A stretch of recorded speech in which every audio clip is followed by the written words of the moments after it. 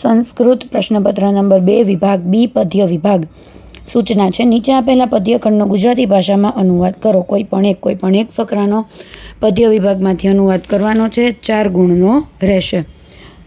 12મો ઇત્યુક્ત ક્રોધાત્માક્ષ તપ્ત કાંચન કુંડલ રાક્ષસેન્દ્રોન્ભિદુદ્રાવ પતગેન્દ્રમ અમર્ષણ. અનુવાદ: આમ કહેવાયેલો ક્રોધને કારણે તાંબા જેવી લાલ આંખોવાળો, તપેલા સોના જેવા કુંડળવાળો ક્રોધી રાક્ષસરાજ રાવણ પક્ષીરાજ જટાયુ તરફ દોડ્યો. તદ બભુવાદ્ભુતમ યુદ્ધમ ગુરુદ્રાક્ષસોયત્સદા સપક્ષયોર્માલ્યવતો મહાપર્વતયોરિવ.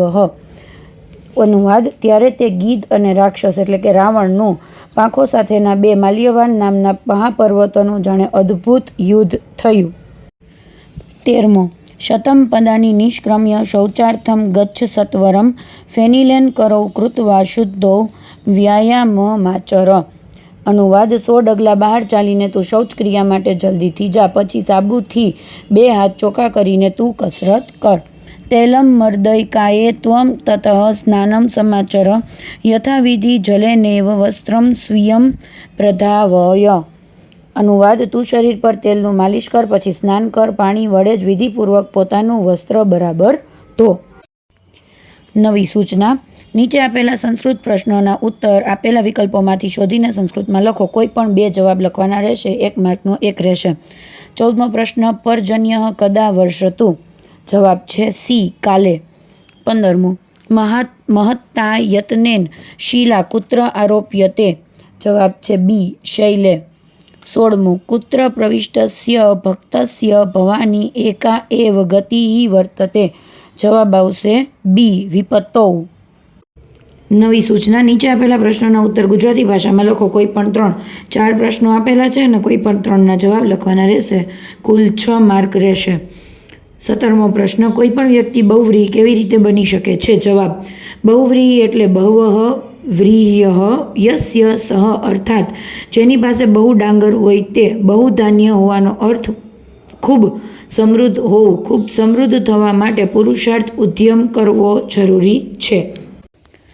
18મો પ્રશ્ન ભક્ત શું જાણતો નથી? જવાબ: ભક્ત દાન કરવાનું જાણતો નથી, તે ધ્યાન યોગ, તંત્ર, સ્તોત્ર અને મંત્ર જાણતો નથી, તે પૂજાની પદ્ધતિને તથા ન્યાસ યોગને જાણતો નથી, વળી તે પુણ્ય, તીર્થ, મોક્ષ કે બ્રહ્મમાં લીન થવાની વિધિ જાણતો નથી, તે ભક્તિ અને વ્રત પણ જાણતો નથી.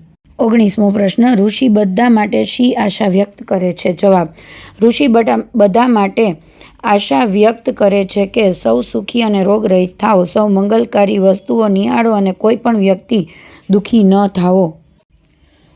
20મો પ્રશ્ન કેવો મનુષ્ય અન્ય માટે અસહ્ય બની જાય છે? જવાબ: નીચ માણસ અત્યંત હીન કોટીની માનસિકતા ધરાવે છે. તે બીજા પાસેથી ઊંચું પદ મેળવ્યા પછી વધુ કઠોર બની જાય છે. જેમ સૂર્યની ગરમીથી ગરમ થયેલી રેતી સૂર્ય કરતાં વધારે બાળે છે, તેમ અન્ય પાસેથી ઊંચું પદ મેળવનાર મનુષ્ય અન્ય લોકોને અત્યંત ત્રાસ આપે છે. તેથી તે અન્ય માટે અસહ્ય બની જાય છે.